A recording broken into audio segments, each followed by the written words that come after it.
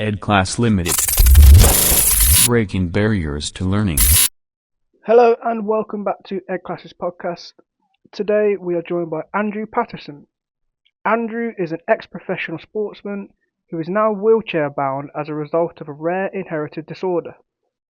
Today we'll be discussing resilience and how important it is that we never give up and what strategies we can implement to support both teachers and learners. Firstly, Andrew, thank you for coming on. Can you tell the audience a bit about yourself? Talk to us a bit about your story and what's happened to you in the past. So my background would be I played international sport for my country in hockey and cricket, and I chose honestly to pursue playing cricket because there was more money involved, to be honest. And so once that finished, I unfortunately was at Surrey at the same time as the keeper. The shirt was there, obviously, and then I left and went to Sussex and played there. And Matt Pryor was coming through, so it probably wasn't the best decision to go to those two clubs when those two guys were coming through. And then when I stopped playing the cricket, I went into teaching, PE teaching at King's College School in Wimbledon in 2001, and then I went to catering school in Surrey in 2007, and I've been there ever since. And this was in the March of 2013, I got diagnosed with a condition which is called hereditary spastic paraplegia, HSP, which basically means that the signals from my brain to my legs don't do what I want them to do, so my legs wouldn't work properly. And it was on probably up until about 2018, you wouldn't have known any difference really in my demeanor and stuff and how I was. It was only my close friends and family that knew I had the condition. It wasn't until I needed walking aids to get around that I let people know exactly what was happening with me. And then it was the summer of 2022. A friend of mine, ex-colleague from King's College School in Wimbledon, contacted me to see how I was getting on. And as part of that conversation, he said a friend of his was just back from America having had an operation with a condition similar to mine. Long story short, it was exactly the same condition, and through much financial upheaval, I went out to St. Louis and had an operation that severed 2/3 of my nerves in my spine that lead to your brain that are responsible for leg movement. And through hard and painful rehab, I'm trying to learn new pathways to ultimately try and walk on even again. I can walk 20 to 30 meters at the minute on crutches, albeit quite slowly, which makes such a huge difference to me, not having to be in my wheelchair all the time. So for accessibility into places, not having to worry about how I'm getting in, getting around, getting out again makes a huge difference. That's really inspiring. That's what you've gone through as well. To get to where you are now is so inspiring. To have you on right now, it's really good to speak to you. So, how did it make you feel? Go back to where it actually happened. How did it make you feel at the time? Especially as a man, there's a stigma. You've got to be strong, resilient at all times, regardless. But having something like that happen to you must have been really impactful. But how did you keep pushing forward? To striving to do what you do. Yeah, at first it was hard, and to be honest, it was really hard in terms of I've got 3 young kids, and with my family in terms of what I could do with them, and not being able to do as much with them physically that I did before in our garden and stuff like that, and not be able to do that was pretty hard, to be honest. But the big thing for me was that what I started looking at in terms of sort of my response, which I noticed to my condition, in terms of if I responded, for want of a better phrase, to my condition by being an idiot, that people wouldn't want to be around me. And that's where I started to kind of realize that actually I'm in control of how, not this condition, but how I respond to the condition, how I respond to the way I am. And unfortunately, looking back, I couldn't see that, there was no point wallowing in self pity and thinking what you could do and what you could do before. And a lot of my personality was rooted in physicality, and I had to sort of look at how things were going to go in the future, how I could be a different, I know, husband, different teacher, different dad, and be able to do that in another way without using my physicality.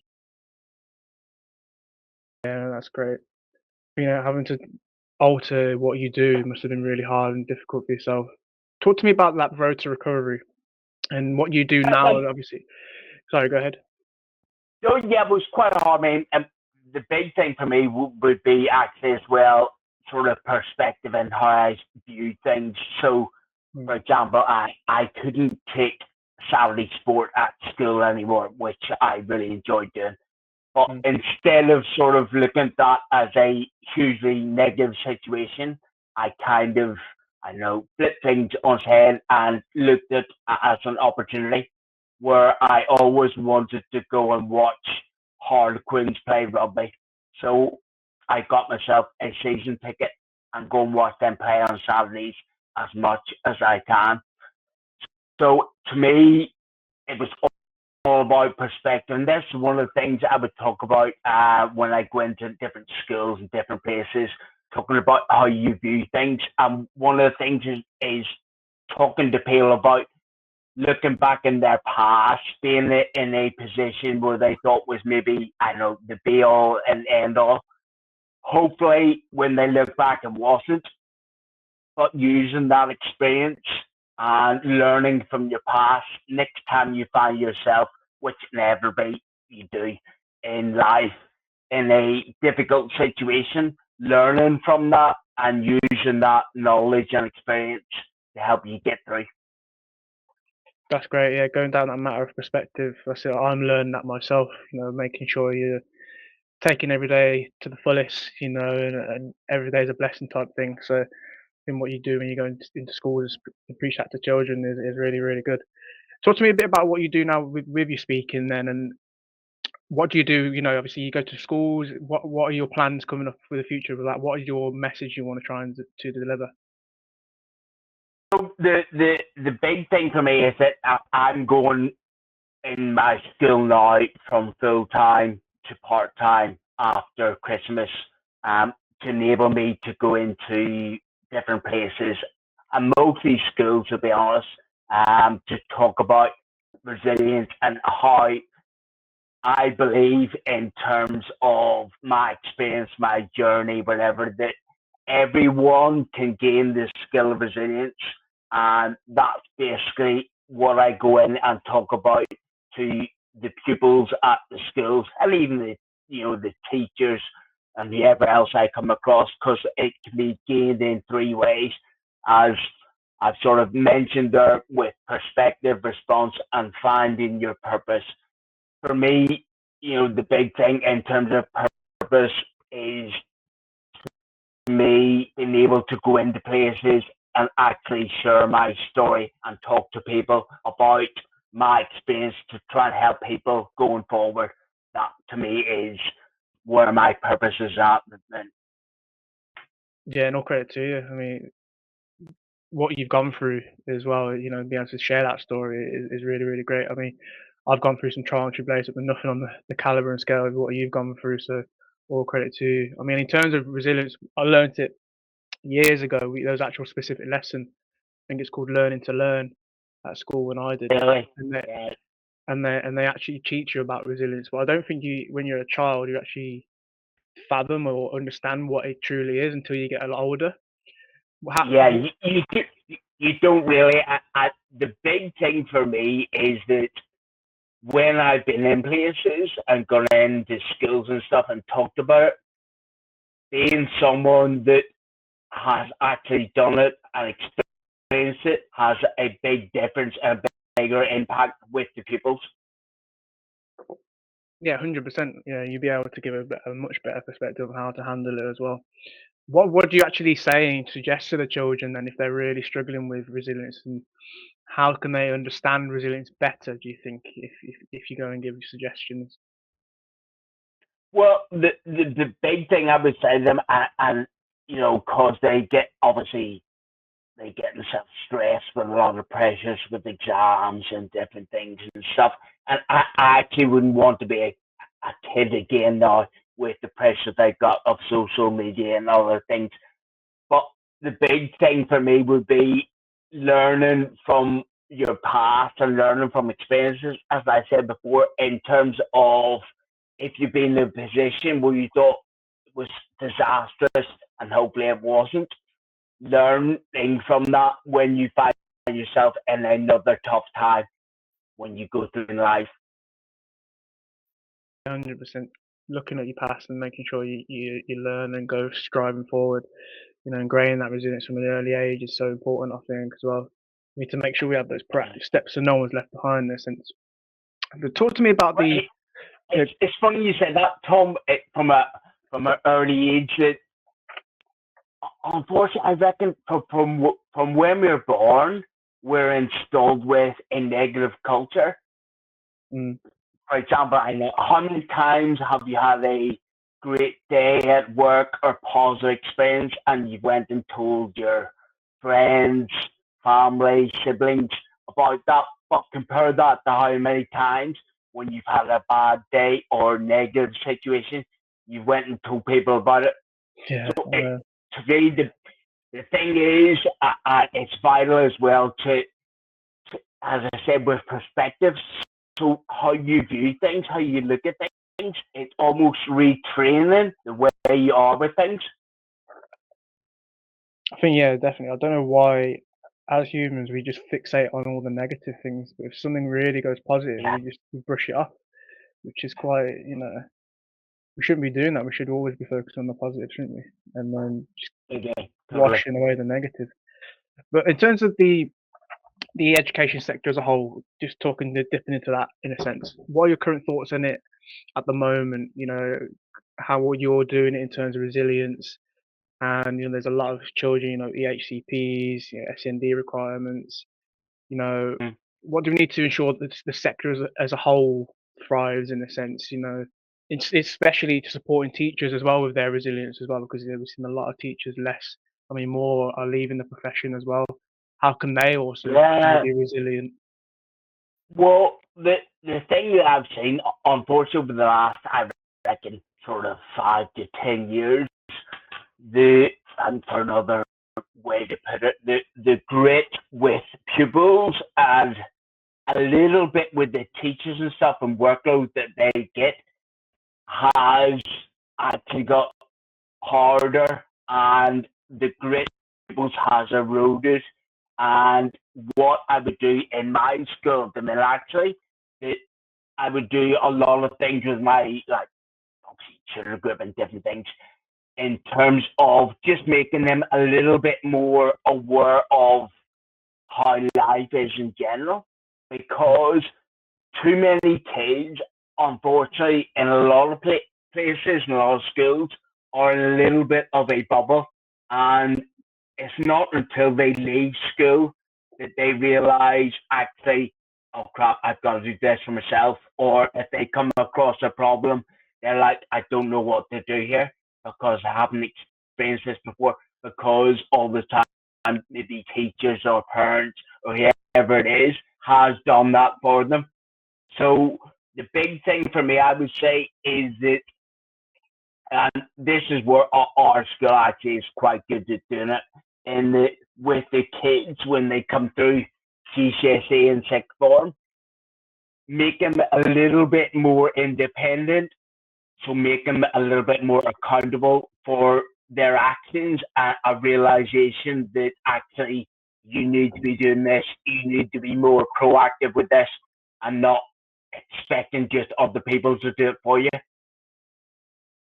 No, I like that. Yeah, I say especially having that independency, because once they leave school, they've got to go into their own world as well, haven't they? So be accountable for themselves. So 100% agree with that. And going back to what you said about the life, there's more to life, and then they need to realize that as well.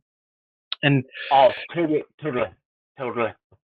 especially you definitely you can preach that as well. So in terms of neurodiversity as well, so you're probably going into a lot of this recently in your time. It's quite a massive discussion in the education sector as well.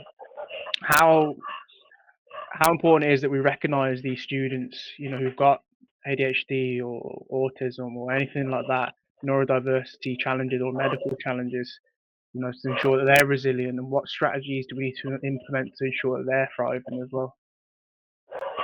Yeah, with them, actually, with the SAND students, that I have found myself that they are actually more resilient than ones that aren't in that category, because they have come up against obstacles and stuff in the past and have got around. But so when they're faced with the challenge, it's not as difficult for them because they have experienced that before, and they have experienced that in life in general and have to get through. But in terms of your question with the like autism and things like that, is really important that identify early and in school, so that the kids knows that they have got support, and also that they actually know this is why I'm feeling this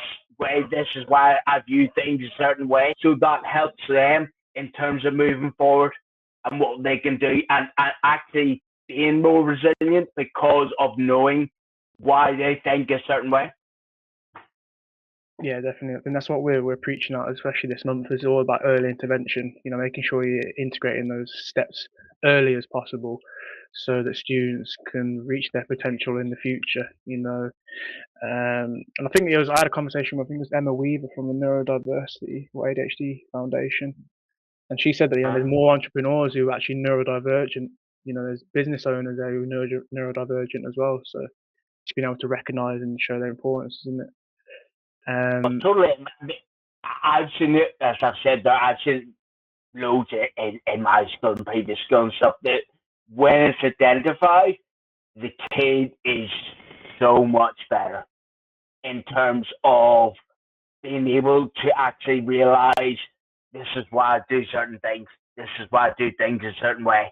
And when they have that understanding of it, it helps them so much more. Yeah, definitely. I say we need to find what works for them, having that appropriate provision, appropriate support for them, so they can thrive. And then in terms of just a couple more from myself, in terms of like online learning about what we do as well, how beneficial do you think that could be in the future? Especially for neurodivergent students or those with medical challenges who can't actually make it into the mainstream. Do you think? Yeah, I think it would be hugely beneficial for them in terms of if it's a kid that can't cope with the atmosphere of a classroom and be able to access the online, and therefore getting the education that they need to get moving forward. It's another way of doing it, and it's definitely something that pupils and kids with certain conditions and things will benefit from hugely. 100%, yeah. That's what we're trying to preach, is make sure everyone has the opportunity to thrive wherever they are. So, what would your just final one for me? What would your final one last message be to everyone to ensure that they are embedding resilience to break barriers to learning, but also for teachers out there to ensure that they keep striving forward, so they provide the best possible support for students? The biggest thing for me would be control that I've learned hugely over the last, I don't know, 12 years or whatever. So if you put loads of time and effort into something, and no matter what you do, it doesn't change the outcome, then it's beyond your control, and it's easier said than done, but trying not to worry about it. So, for instance, I know I'm in control of the amount of rehab I do, which is hard, but I know doing that now and doing what is hard now will make it easier for me in the future. And that can be said of any situation in life. Doing what is hard now will hopefully make things easier for you further down the line. So don't take the easy option now to make things harder for yourself in the future. I love that. That's great. I think what you said earlier with that matter of perspective as well, spinning a negative into a positive, really, really, really powerful. But yeah, Andrew, you've been amazing. You've been amazing today. Thank you, Alex. It's been really nice to meet you face to face. Is there anything else you'd like to say, or anyone anywhere can find some information about you? Well, where people can find information, I've got a website at the minute, which is www.pattopower.com, and that's got a lot of some testimonials and stuff from schools I've been at and things that I've done. So if anyone wants any more information, they can go along and look at that, and from that website you can then contact me on email or phone, and it's got the contacts on that to do that. Amazing. So yeah, everyone go and check out Andrew's website and get into contact with him. That'd be great. All right, Andrew, thank you very much. We appreciate it. Okay, thank you, mate. So thank you to Andrew for taking his time to give his thoughts. If you found this interesting and would like to learn more about EDClass as a DFE accredited provider of online education for some of your students, contact EDClass on 01909 568 338 or email mail@edclass.com. And you can also subscribe to our YouTube and Spotify accounts for more upcoming webinars and podcasts. EDClass Limited. Breaking barriers to learning.